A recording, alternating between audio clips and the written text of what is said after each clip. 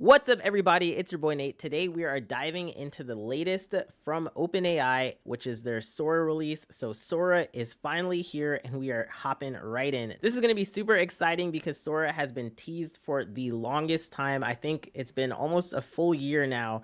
And we've only been seeing some really awesome generations coming out from the community, and we haven't actually gotten to play with this ourselves. So here I have the webpage pulled up where they talk about Sora, and I gotta say, I already watched their live stream earlier and I was a little disappointed, and I'm hoping that some things are going to get cleared up in diving into this. Sora was just not looking nearly as cool, especially since we have tools like Runway, Kling, and even open source video generation models like Hunyuan. And yeah, Sora at this point in time, it's December. A lot of more interesting stuff has happened in the community. But either way, we're going to dive in. We're going to check this out and see how much full of shit OpenAI is when it comes to this. So first off, they say it comes from their initial research progress on world simulation. Yet I think it's been pretty clear to see that it is not good at simulating the real world. There's a lot of issues with some of the generations where it's not really adhering to certain object permanence. And on top of that, the physics are all sorts of wonky. It's definitely not the best when it comes to simulating the world. They do say it's just a step towards developing models that can interact with the physical world. I don't know where they're getting this from, because it's definitely not anything like Google's latest from Genie 2, which actually does simulate much more than just videos. You can actually interact with it, you can walk through them. But here it says that users can generate up to 1080p resolution, up to 20 seconds long, in widescreen, vertical, or square aspect ratios. So this is one big backtrack from earlier this year, in which they touted being able to generate videos that were a couple minutes long.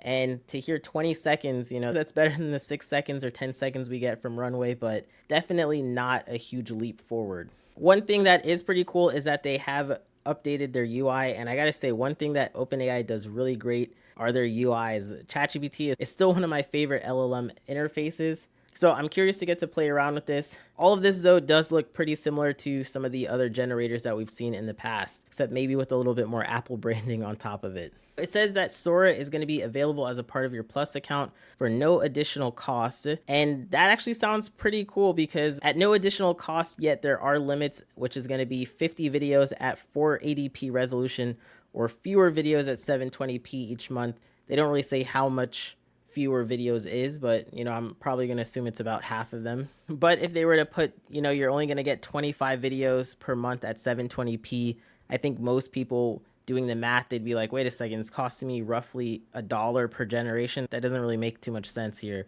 especially when the generations aren't coming out perfect. Another thing that they're showing here is that the Pro plan, that crazy plan that's $200 a month, is going to use 10 times more usage, higher resolutions, and longer durations, but it's also not unlimited like the Pro plan says for ChatGPT. So another backtrack here, it's not really unlimited usage. Another huge distinction from this release and what was talked about earlier this year is that they're introducing Sora Turbo, which essentially is a faster version of the model, though it was not available before, so people don't really have much to compare it to. And that looks like it for the footnotes. That is really it. Here we can see the system card includes information about the model data. Let's see, where did they actually get their model from? Here they say that Sora was trained on diverse data sets, including a mix of publicly available data, proprietary data accessed through partnerships, and custom data sets developed in-house. That's a whole lot of jargon for they scraped a bunch of the internet,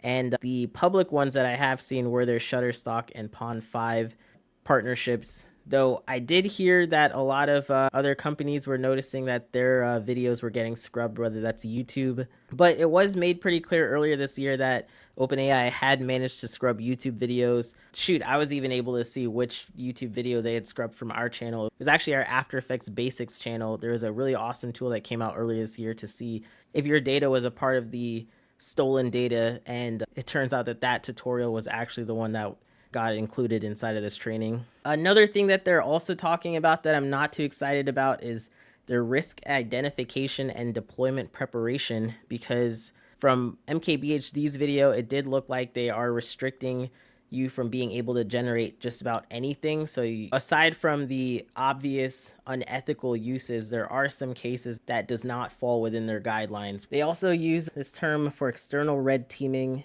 a lot of saying how they are safeguarding, a lot of mitigation, risk areas, and a lot of metrics that don't really sound that interesting. So they are very scared of releasing this to everyone and everyone just having free access to it, which I do understand. Not everyone is going to be a good actor and they don't want to be responsible for it. It looks like 90% of this system card is just about risk and mitigation of risk. Let's go ahead and check out a little bit further more into this.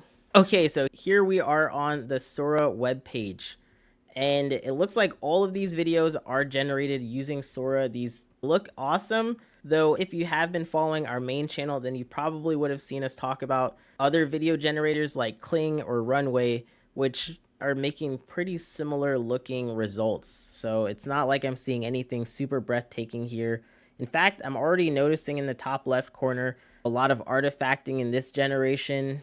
In this one, the crab one looks very realistic. It's probably one of the better ones. So yeah, here we're noticing a lot of blurring, a lot of artifacting, but it does look pretty impressive. And then on this one, the crab, it has pretty realistic motion. So I'm also very impressed with this one. It's pretty hard to tell that this is an AI generated video actually. So this is where some of the more interesting aspects of AI generated video is going to come into play, at least for me, because I love being able to use different rendering techniques, whether it's 3D animation or an image to video. We do have this scene, which looks pretty cool, very high quality, like a lot of details in here. And then here with the shipyard, we have this soldier, really great dynamics here. Though if you do pay attention too closely, you'll notice that the left side is kind of getting warped into his back, which is a little jarring. Yeah, and then also this elbow movement looks a little bit weird, almost like he's double jointed for a bit. So it's not the most perfect example, and I'm even surprised that they left this one up there on the website.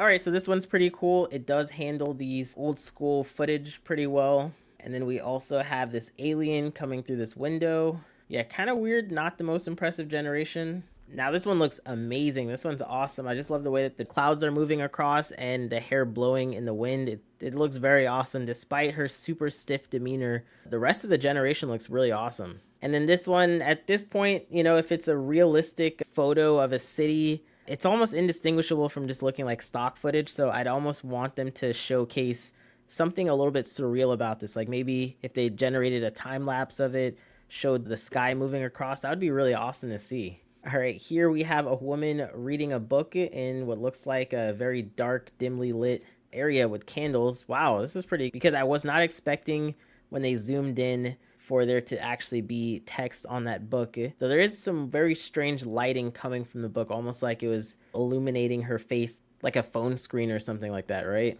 Yeah, this one's borders a little bit on the creepy, a little bit weird, but I kind of like seeing what it comes up with, that's also really interesting.